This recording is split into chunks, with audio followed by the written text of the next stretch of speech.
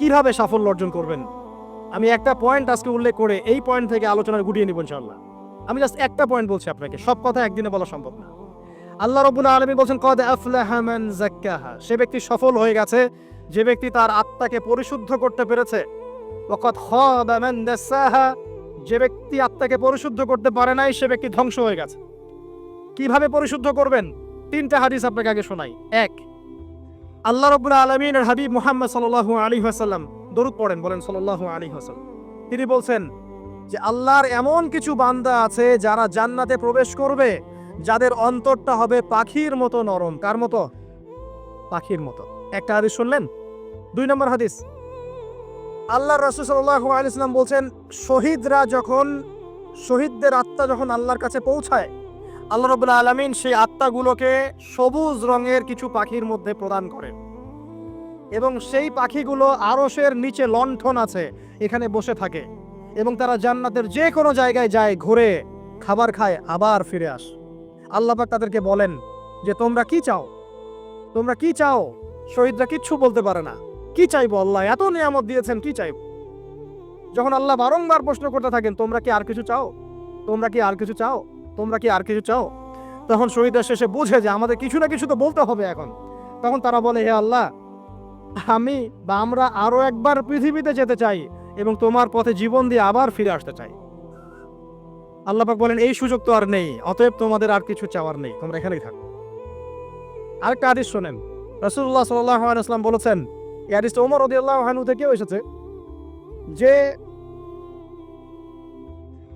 তোমরা যদি, হে মানব জাতি বা হে মুসলিমরা, তোমরা যদি আল্লাহর কুল করতে, ভরসা করার মতোই ভরসা করতে, আল্লাহ পাক তোমাদেরকে পাখিদেরকে যেমন করে রিজিক দেন তোমাদেরকে ঠিক সেইভাবে রিজিক দিতেন।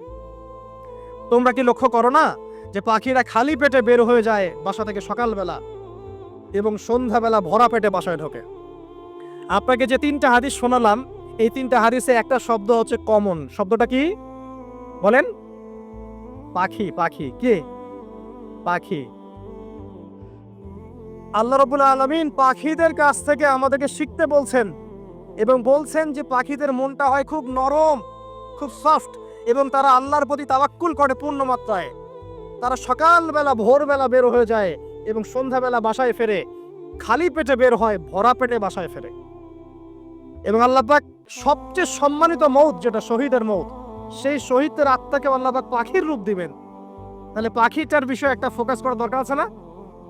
আচ্ছা, এখানে আসেন। পাখির মন হচ্ছে নরম, মানে পাখির মনটা তাজকিয়া, আত্মশুদ্ধিতে পরিপূর্ণ। কদ আফলাহা মান যাক্কাহা, সে ব্যক্তি সফল হলো যার হৃদয়টা পবিত্র, নিষ্পাপ, নিষ্কলুষিত হলো, সে ব্যক্তি সফল হবে ইনশাআল্লাহ। একটা কাজ এখানে খেয়াল করেন, পাখিরা সকালবেলা ভোরবেলা বের হয় আর সন্ধ্যাবেলা বাসায় ফেরে। এখনকার মুসলিমদেরকে দেখবেন দুপুরবেলা ওঠে, রাত 3টায় ঘুমায়। কথা কি বুঝেন নাই?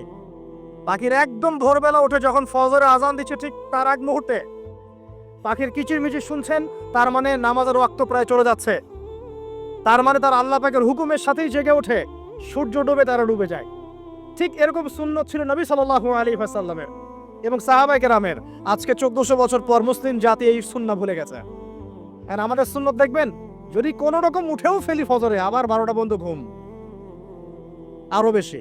আর এই যুব সমাজ যারা আছো তোমরা, কেউই 3টা-4টার আগে ঘুমায় বলে আমার মনে হয় না। অলওয়েজ অনলাইনে পড়ে আছে, টিকটক নিয়ে, ফেসবুক নিয়ে, গার্লফ্রেন্ডের সাথে চ্যাটিং। পাখির মতো হতে পারলে পরে মনটা তো নরম হবে, তারপরে না তাজকিয়া অর্জন হবে। পাখির রুটিনটা কি? ভোরবেলা বের হয় আর সন্ধ্যাবেলা বাসায় ঢোকে। অতএব আমরা যদি রাসূলুল্লাহ সাল্লাল্লাহু আলাইহি ওয়াসাল্লামের সুন্নাহ মতো ওই ভোরবেলা উঠতে পারি আর আর্লি নাইট ঘুমিয়ে যেতে পারি এবং সারাদিন যদি রাসূলের সুন্নাহগুলোর উপর আমল করতে পারি, তাজকিয়া অর্জন হবে ইনশাআল্লাহ। কথা বুঝতে পারছেন? 2, পাখির মতো নরম মন লাগবে। এখনকার আমরা যারা বেঁচে আছে আমাদের মনগুলো কঠিন। কেমন কঠিন? পাথরের মতো কঠিন। আমরা যখন দেখি একটা মাইয়াতকে নিয়ে যাওয়া হচ্ছে জানাজায়, আমাদের কোনো ফিলিংস কাজ করে না। জানাজায় যাচ্ছে, জানাজায় দাঁড়িয়েও মোবাইলটা টিপাটিপি করছে। জানাজার সাথে চলছে, কোনো ফিকির নাই যে এই জানাজা আমার হবে কালকে, ওই মোবাইল টিপাটিপি করছে। আমি এমনও দেখেছি, দাফন করা হলো মাইয়াতকে, দাফন করার পরে চারপাশে মানুষজন জড়ো হয়ে গল্প করছে, ভাই আপনার ওই জমিটার কি খবর, আপনার ওইটার কি খবর।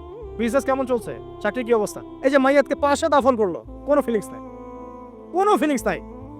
আমি আত্মশুদ্ধির কথা বলছি। আত্মশুদ্ধির জন্য আপনার মনটাকে পাখির মতো সফট নরম করতে হবে। যখন আপনি সফট নরম করবেন এবং আত্মশুদ্ধি অর্জন করবেন, তখন দুই ডানা মেলে আপনি আকাশে উঠতে পারবেন ইনশাআল্লাহ। আত্মশুদ্ধি অর্জন না করতে পারলে ডানা কেটে পড়ে যাবে, তখন আর আকাশে উঠতে পারবেন না। কোন আকাশে? ওই যে শহীদের রূহ যে আকাশে চলে গেছে, ওই আকাশ। অতএব মন কেন কঠিন হলো প্রিয় ভাই? এক নাম্বার কারণ, আমরা শিরকের পাপে লিপ্ত আছি। এক নাম্বার, শিরকের পাপে লিপ্ত থাকা অবস্থায় মুসলিমদের মনটা কঠিন হয়ে গেছে। আপনি কি মনে করছেন আমরা শিরক করি না? মুসলিমরাও কবর পূজা করে, দেখবেন মুসলিমরাও দেখবেন অনেক ক্ষেত্রে মাজার পূজা করছে। আমি বলিনি যে অলিয়া উলিয়ার মাজার জিয়ারত করা যাবে না, আমি কথা বলছি না, কিন্তু আপনি মৃত মানুষের কাছে আপনার ভালো মন্দ চাইতে পারেন না। কথা বুঝতে পারেন নাই? আমরা অবশ্যই অলিয়া উলিয়াদের কবর জিয়ারত করব। এটা আপনাকে মৃত্যুর কথা স্মরণ করাবে। তাদের একটা রব আছে, যেটাকে আমরা প্রভাব বলি, এটা আপনার মধ্যে আসবে। আমরা অবশ্যই জিয়ারত করব। জিয়ারত করতে বলেছেন নবী সাল্লাল্লাহু আলাইহি ওয়াসাল্লাম, কারণ এটা আপনাকে পরকালের কথা কি করবে? স্মরণ করাবে। ওমরা করতে যান, আল্লাহ পাক সবাইকে তৌফিক দান করুন ওমরা হজ করার এবং বড় হজ করার। আমি দোয়া করি। ওখানে সবচেয়ে সেরা যে দৃশ্যগুলো দেখা যায়, তার মধ্যে একটা রাসূলুল্লাহ সাল্লাল্লাহু আলাইহি ওয়াসাল্লামের রওজা। ওখানে গেলে চোখের পানি ঝরে না এমন কোনো মুসলিম নাই, আছে? নাই। আরেকটা সবচেয়ে মন নরম করা একটা দৃশ্য হচ্ছে জান্নাতুল বাকি, যেটা আমরা বাকিউল গারকাত বলি, যেখানে আপনি দেখবেন সাহাবায়ে কেরাম রাদিয়াল্লাহু আনহুমের কবর, যতদূর চোখ যায় তাদের কবর। কবরের কোনো মাজার নাই, সেখানে কোনো তাওয়াফ হচ্ছে না কবরকে কেন্দ্র করে, সেখানে কবরে কেউ ফুল চড়াচ্ছে না, একটা ছোট্ট পাথর দেখা যায়, খেলা কিছু না। পৃথিবীর সবচেয়ে শ্রেষ্ঠ মানুষগুলো সেখানে শুয়ে আছেন। ওখানে গিয়ে দাঁড়াবেন, দেখবেন নিজেকে তুচ্ছ বলে মনে হবে। মনে হবে আমি এই পৃথিবীতে আর কি করছি, সেরা মানুষগুলোই মাটির নিচে, আমি এখানে কি করছি? তো দেখুন প্রিয় ভাইরা, অবশ্যই অলিয়া উলিয়াদের কবর জিয়ারত করবে, কিন্তু মৃত ব্যক্তি আপনার কল্যাণ করতে পারবে? অকল্যাণ করতে পারবে? হ্যাঁ, তারা আল্লাহর কাছে সুপারিশ করতে পারবে আল্লাহ পাক যখন তাদেরকে অনুমতি দিবেন। তারপরে আল্লাহ পাক যখন অনুমতি দিবেন, তখন নবী সাল্লাল্লাহু আলাইহি ওয়াসাল্লাম সুপারিশ করবেন, অলিয়া উলিয়াগণ করবেন, আলেম ওলামা করবেন, শহীদগণ করবেন, হাফেজে কোরআন করবে, অনেকেই করবেন ইনশাআল্লাহ। আল্লাহ পাক আমাদের তাকদীরে এইসব সুপারিশ নসিব করুন বলি না আমি।